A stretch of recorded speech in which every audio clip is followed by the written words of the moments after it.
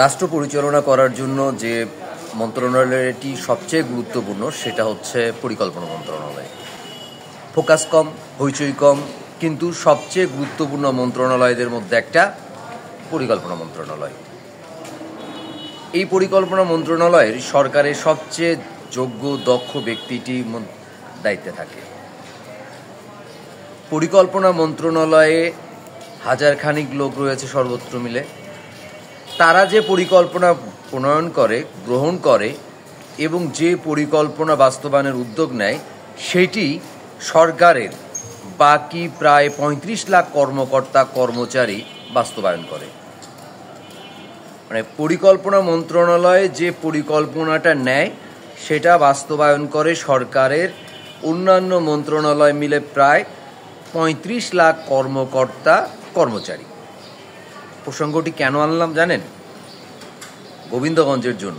গোবিন্দগঞ্জের জন্য সেই এমপি যদি আমরা আগামী জাতীয় সংসদ নির্বাচনে নির্বাচিত না করি, যে এমপির প্রধান গুণ পরিকল্পনা করতে পারা, উন্নয়ন পরিকল্পনা করতে পারা, সেটি না থাকে, তাহলে গোবিন্দগঞ্জ ক্ষতিগ্রস্ত হবে।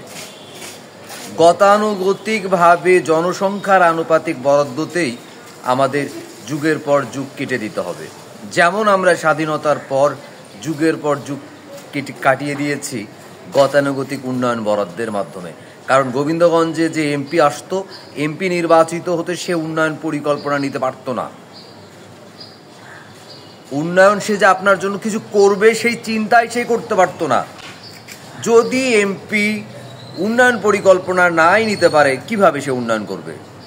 সে নাই যদি বলতে পারে যে আমি অমুক সেক্টরে অমুকটা করব আপনার জন্য, অমুক সেক্টরে আপনার জন্য অমুকটা করব, তাহলে আপনার উন্নয়ন হবে কি করে?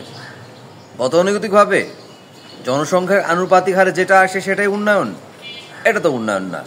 গোবিন্দগঞ্জে আগামী জাতীয় সংসদ নির্বাচনে এমন ব্যক্তিকেই এমপি নির্বাচিত করুন যা পরিকল্পনা করার মতন এবং যার উন্নয়ন পরিকল্পনা করার মতন এবং গোবিন্দগঞ্জ নিয়ে নতুন নতুন পরিকল্পনা করার মতন যোগ্যতা রয়েছে।